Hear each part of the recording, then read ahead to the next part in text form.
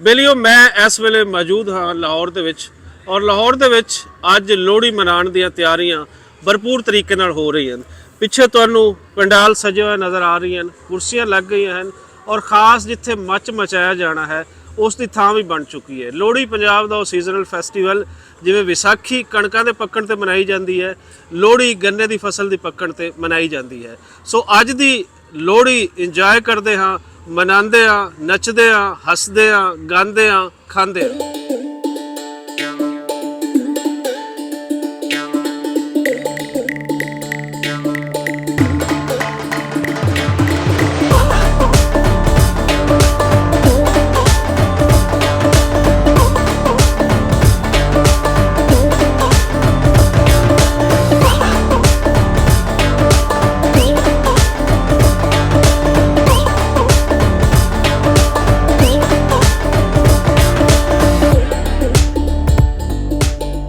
लो जी लोहड़ी 2025 मनाई जा रही है पलाक दे विच इस वेले और धरत नाल जुड़े हुए त्यौहार हुंदे ने पंजाबियां दे। एक विसाखी एक लोहड़ी है।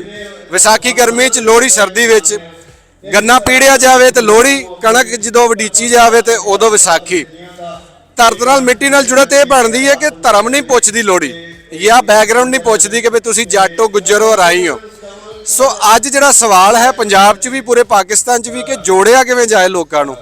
तो इंज दे कल्चरल त्यौहार तुहानूं जोड़ सकते हैं, शायद मजहबी त्यौहार उस तरह ना जोड़ सकते होण क्योंकि क्रिसमस क्रिश्चियनिटी के लोग मना रहे हैं और ईद जिहड़ी मुसलमान मना रहे हैं, लोहड़ी जिहड़ी वो सारे मजहबां के लोग मना रहे हैं। सो जदों लोहड़ी मनाई जाएगी तो गन्ने की कमाद की दुल्ले भट्टी की गल होएगी, किसान की गल होएगी और किसान के मसलियां की गल होएगी। ज़राई मुल्क के विच रहिंदे होइआं 80% लोग जिहड़े ने वो वाहीवाड़ी नाल जुड़े ने। उन्हां दा सवाल अगर तुसीं चुकना तो अपने अपने थां जरूर लोहड़ी मनाओ।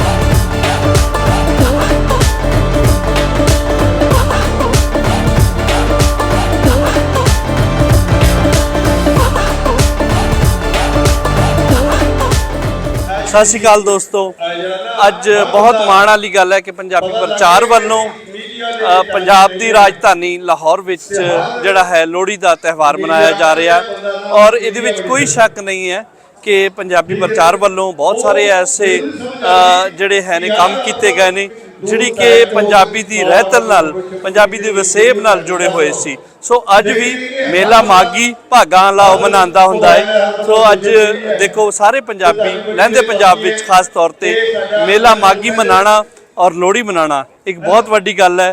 मैं पंजाबी प्रचार नूं अते सारे पंजाबियां नूं, समूह पंजाबियां नूं वधाई दिंदा हां कि वो इन शुभ मौके दे उत्ते सारे पंजाबियां नूं जिन्हां ने इकट्ठा कीता होया है।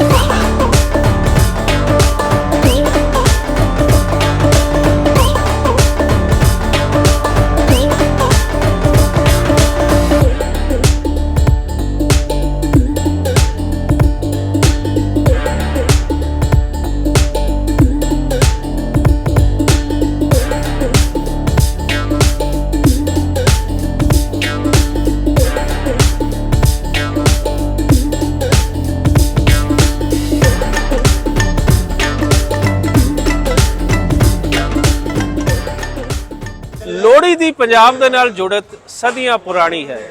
ਇਹ ਇੰਨੀ ਹੀ ਪੁਰਾਣੀ ਹੈ ਜਿੰਨੀ ਇੱਥੋਂ ਦੀ ਅਗਰੇਰੀਅਨ ਸੁਸਾਇਟੀ ਹੈ।